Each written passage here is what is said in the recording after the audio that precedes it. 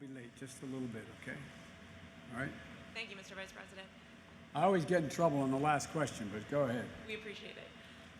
The response to this pandemic has become very politicized. Even wearing a mask has become political.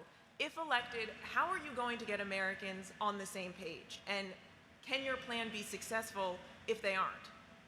Well, I think the way to get it on the same page is to, I'm going to try to say this politely, is to lower the rhetoric based on division. Stop appealing to the less healthy side of society. Instead of, for example, when a golf cart goes by yelling white supremacy and the president tweets it out,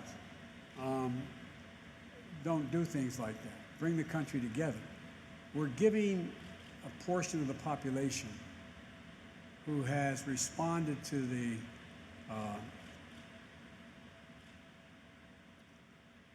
sort of race baiting the president has engaged in, a sort of free pass, and it generates divisions. And we're also talking about it in terms of the president talks about, you know, manhood and, you know, and being strong, and you don't need the mask.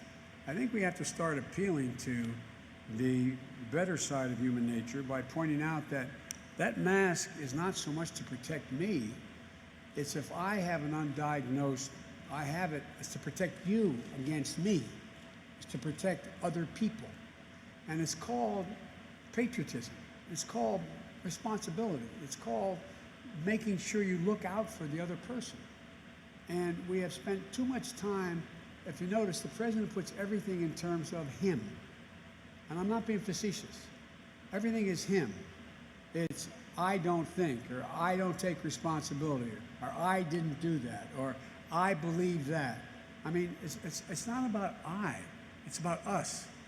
And I think changing the tone of an administration across the board, allowing scientists to speak, making sure that people understand the facts, good, bad, and indifferent. And when a mistake is made, to say, I made a mistake, I was wrong, shouldn't have done it that way, we should do it this way.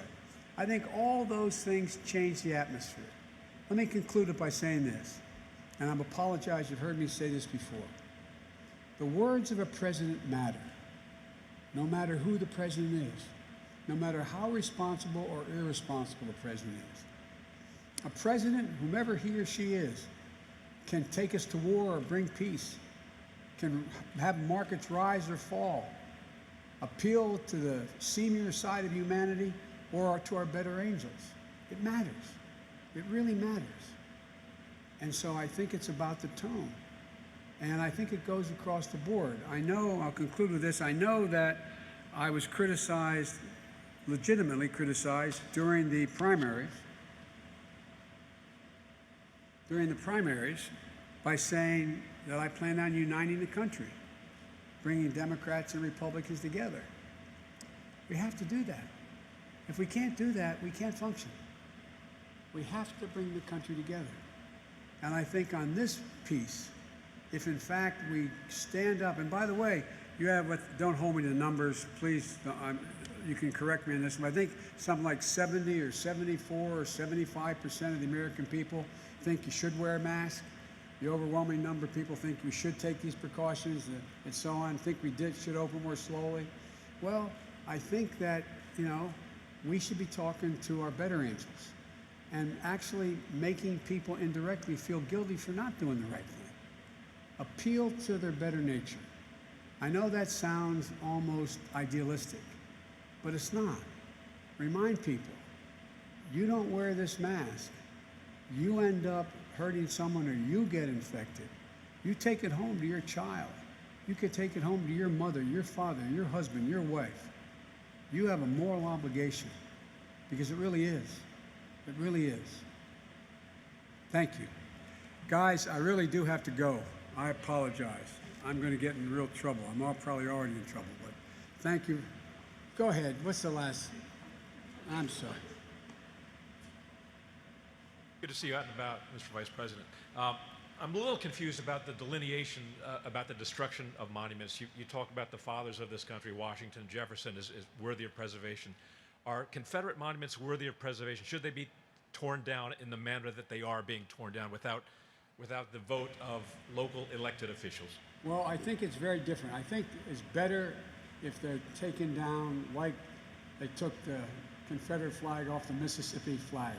That's the better way of doing it. But I can understand the anger and anguish that people feel by having, for years and years, been under the statue of Robert E. Lee, who, if you're an African American. So it's a difference. It's always better to do it peacefully, but there's a distinction between, and those monuments, and I shift responsibility, and I think the elected officials where those statues are have a responsibility to move.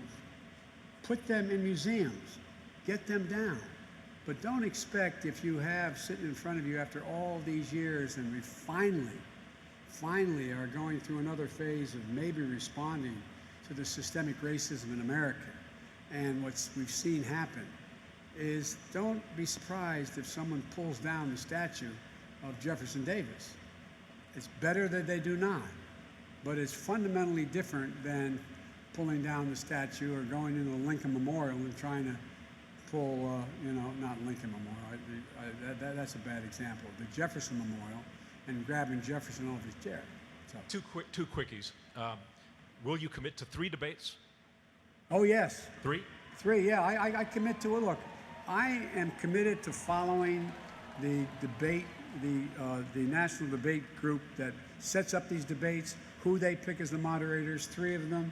It's been this way for a long time. The first one is a one-on-one debate with a moderator. The next one is a town meeting setting. The third one is a normal debate again. I commit to those. I'm looking forward to it. Last question, real quick.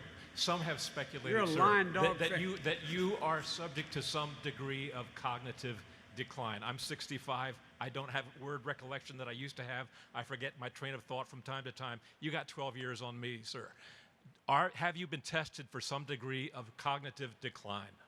I've been tested, and I'm constantly tested. Look, all I got to do is watch me, and I can hardly wait to compare my cognitive capability to the cognitive capability of the man I'm running against. Thank you so much.